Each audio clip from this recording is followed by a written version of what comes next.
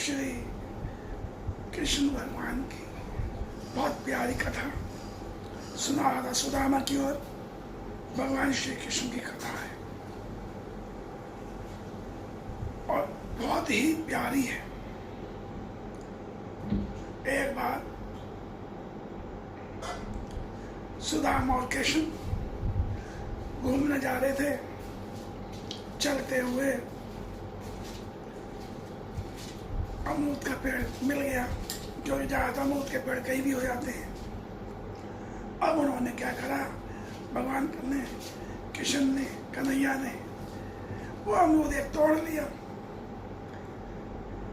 तो सुदामा से बोले एक अमरूद बहुत है। कह रहा सुदामा बोले जैसी आपकी इच्छा है, आप मेरे प्रिय मित्र हैं, मैं आपका भक्त हूं। कहते अच्छा इसी बात पर लो, पहला टुकड़ा तुम खाओ। देखिए सोचने वाली बात है, भगवान अपने भक्त का ध्यान सबसे पहले रखते हैं। दे दिया, मेरे मित्र भी हो और मुझे चाहते भी हो, मेरा भला भी चाहते हो, इसलिए एक टुकड़ा उन्हें दे दिया। पहला टुकड़ा खाते ही सुदामा फटाफट टुकड़ा खा गए। कहते दूसरा भी दे दो। अब कन्हैया दूसरा भी दे देते हैं, चल भाई कोई बात नहीं है। तीसरा दे दो, तीसरा मांगते हैं। कन्हैया कहते हैं ऐसे क्या भूख लग रही है, चलो तीसरा भी दे देते हैं। अब जल्दी जल्दी खा के सुदामा जी कहते हैं चौथा भी दे दो, पांचवा भी दे दो। कन्हैया कहते हैं ये ज्यादा भूखा होगा, चल खा ले कोई बात नहीं, एक बचा है मैं खा लेता हूं। अब कहते हैं नहीं ये वाला भी दे दो कन्हैया, खाना मैं ये भी खाऊंगा। कहते हैं बहुत हो गई, मैं प्रेम करता हूं तुमसे, इसका मतलब नहीं है ये तुम प्रेम का फायदा उठाओ, ये गलत बात है। मुझे भूखा रखोगे खुद पेट भर लोगे।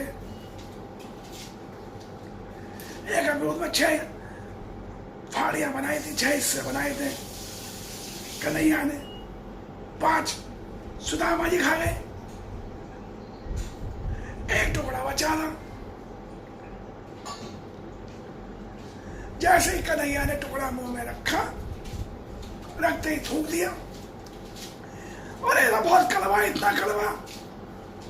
सुदामा ये तुम कैसे खा गए? कि आप मेरे मित्रों, मेरे प्रभु हो, मैं आपको कड़वा कैसे खाने देता? मैं तो आपका भला चाहूंगा ना, मित्र होने के नाते और भक्त होने के नाते मेरा फर्ज है कि मेरे प्रभु मीठा खाएं, कड़वा क्यों खाएं? कन्हैया बड़े प्रसन्न हुए।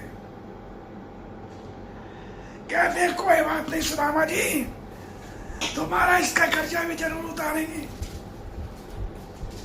आपने मुझे कड़वा फल नहीं खाने दिया, खुद खा गए और कहने लगे स्वादिष्ट है, बहुत मीठा है। कहते हैं प्रभु जिसे साक्षात आप खिला रहे हो, मुझसे बड़ा भाग्यवान इस संसार में कौन होगा?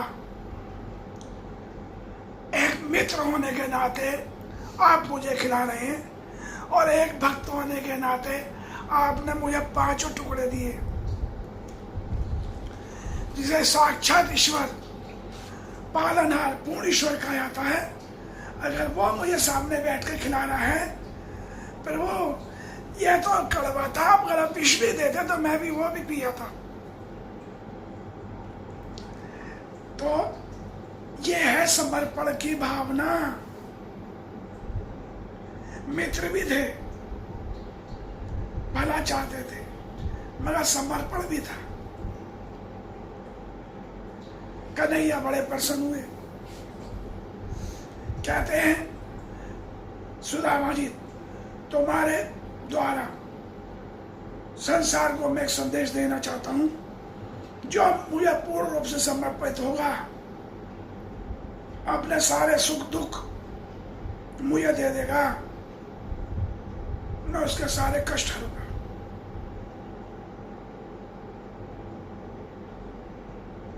और आप तो मेरे प्रिय मित्र हो, प्रिय भक्त भी हो।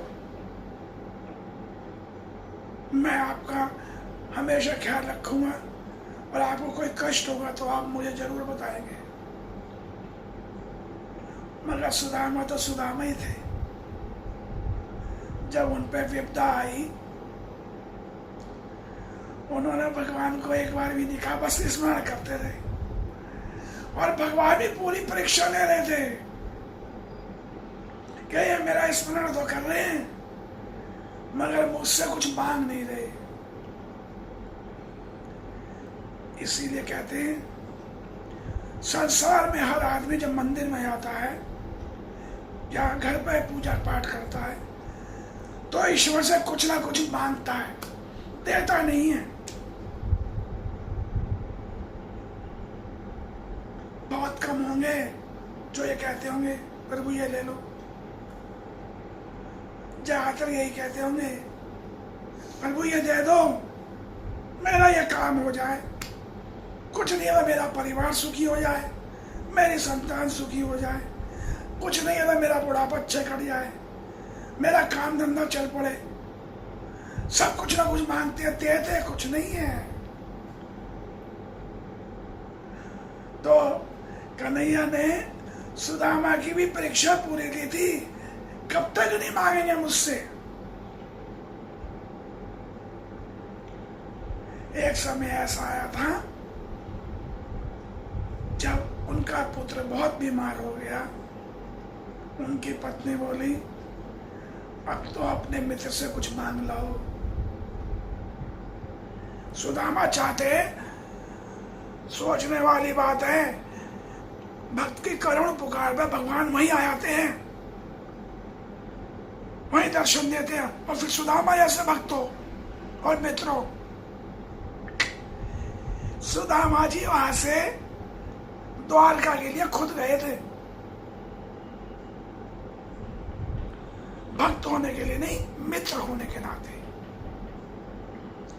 भक्त होते हुए उन्होंने कुछ नहीं मांगा, उनकी भक्ति थी, उनकी श्रद्धा थी, उनका समर्पण था। मित्र होने के नाते द्वारका में मांगने गए थे सुदामा जी। अगर भक्त होते और मांगते तो वहीं बैठ के भगवान कृष्ण को वहीं आना पड़ता।